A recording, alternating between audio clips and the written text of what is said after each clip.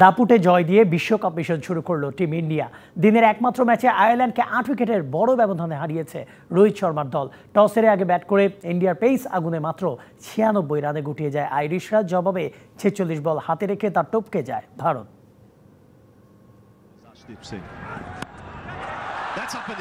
New ইয়র্কে টুর্নামেন্টের শুরুটা হট ফেভারিটের মতোই করলো টিম ইন্ডিয়া।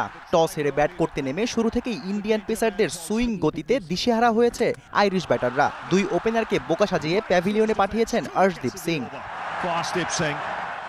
অর্শদীপের পর হার্দিক পান্ডিয়া আর জসপ্রীত বুমরাহ শো। মুহূর্তের মধ্যেই দুমড়ে মুচড়ে গেল আয়ারল্যান্ডের ব্যাটিং লাইন আপ। মাত্র 50 রানে সাজঘরে আইরিশদের 8 batter.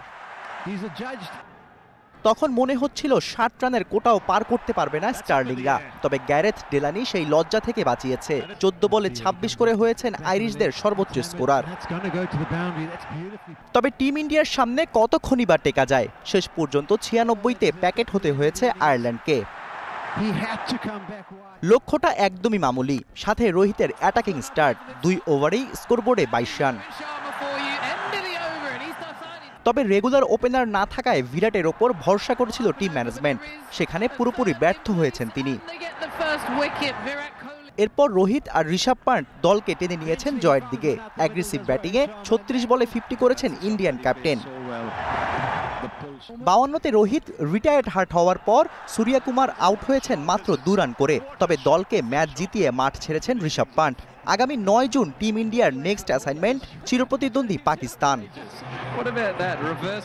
Shahriar Hossain, DBC news desk.